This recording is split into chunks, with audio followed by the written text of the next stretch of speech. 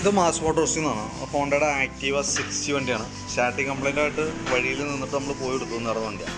അപ്പോൾ നമ്മൾ ചെല്ലണ സമയത്ത് വണ്ടി ഓണാക്കണ സമയത്തുണ്ടല്ലോ, വണ്ടി സെൽഫ് അടിക്കാൻ വേണ്ടി നോക്കുന്നത് ഈ വാണിംഗ് ലാമ്പ് തെളിഞ്ഞ് നിൽക്കും, ഫുൾ ടൈം തെളിഞ്ഞ് നിൽക്കാറുണ്ട്. അപ്പോൾ അത് നമ്മൾ അപ്പോൾ സ്റ്റാർട്ട് ആവുന്നുണ്ടായി നമ്മളിവിടെ കൊണ്ടുവന്ന് ചെക്ക് ചെയ്യുന്ന സമയത്ത് ബാറ്ററി വോൾട്ട് വളരെ കുറവായിട്ടാണ്, ഒരു 7 വോൾട്ടൊക്കെ ഉണ്ടായുള്ളൂ. ഇപ്പം നമ്മളത് ബാറ്ററി ഫുൾ ചാർജ് ചെയ്ത് വെച്ചിട്ടുണ്ട്. പുതിയ ബാറ്ററിയാണ് അതും ഇരിക്കുന്നത്.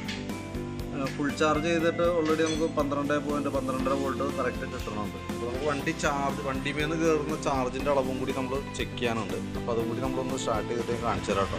ഇപ്പോൾ വണ്ടി സ്റ്റാർട്ടിങ്ങിലാണ്, ആക്സിലേറ്റർ ഒന്നും കൊടുക്കുന്നില്ല. സ്റ്റാർട്ടിങ്ങിൽ തന്നെ RPM ഓൾറെഡി വണ്ടിയുടെ RPMലാണ് നിൽക്കുന്നത്.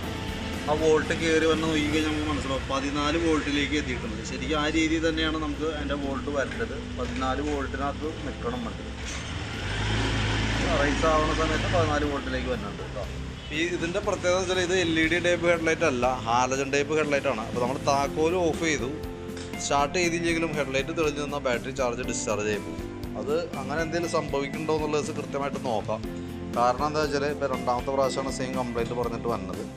നമ്മൾ വോൾട്ട് കുറഞ്ഞു കഴിഞ്ഞാൽ ബാറ്ററിയുടെ ചാർജ് വളരെ കുറവായി കഴിഞ്ഞാൽ നമുക്ക് ഇതിനകത്ത് സംഭവിക്കാമെന്ന് വെച്ചാൽ ഈ വാണിംഗ് ലാമ്പ് തെളിഞ്ഞ് നിൽക്കും. അതിൻ്റെ കാരണം എന്ന് വെച്ചാൽ എല്ലാ സെൻസറുകൾക്കും വോൾട്ട് കറക്റ്റ് കിട്ടിയാൽ തന്നെയാണ് വണ്ടി പ്രോപ്പറായിട്ട് വർക്കാവുള്ളൂ.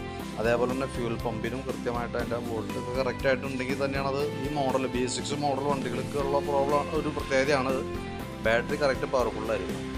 ഇത് പുതിയ ബാറ്ററി ആയതുകൊണ്ട് തന്നെ പെട്ടെന്ന് ഇറങ്ങി പോകാൻ സാധ്യതയില്ല. അതിനകത്തുള്ളതെന്ന് പറഞ്ഞാൽ ഡ്രോബാക്ക് എന്ന് പറഞ്ഞാൽ ഞാൻ പറഞ്ഞല്ലോ, ഇപ്പോൾ ഈ ഹെഡ്ലൈറ്റ് ഇങ്ങനെ ഓൾറെഡി ഹാലജൻ ടൈപ്പ് ഹെഡ്ലൈറ്റ് അങ്ങനെ അറിയാണ്ട് നമ്മൾ താക്കോൽ ഓണായി നിന്ന് കഴിഞ്ഞാൽ അതിങ്ങനെ തെളിഞ്ഞ് നിൽക്കും, ബാറ്ററി ചാർജ് ഇറങ്ങി പോകും.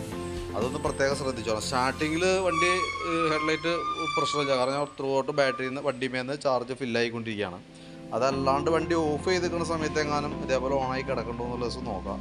അതല്ലാണ്ട് പ്രത്യക്ഷത്തിൽ വേറെ കംപ്ലൈൻ്റ് ഒന്നുമില്ല. ബാറ്ററി ചെക്ക് ചെയ്യുമ്പോഴും ഓക്കെ ആയിട്ട് തന്നെയാണ് കാണിക്കുന്നത് കേട്ടോ. അപ്പോൾ ആ രീതിയിലാണ് ഇപ്പോൾ നമ്മൾ വർക്ക് ക്ലോസ് ചെയ്തത്. ഓക്കെ.